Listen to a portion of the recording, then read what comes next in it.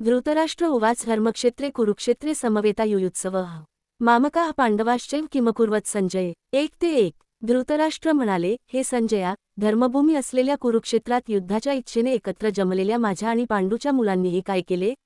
1:1 मराठीमध्ये स्पष्टीकरण. हा श्लोक म्हणजे महाभारताच्या युद्धाच्या सुरुवातीला धृतराष्ट्राने संजयला विचारलेला प्रश्न आहे.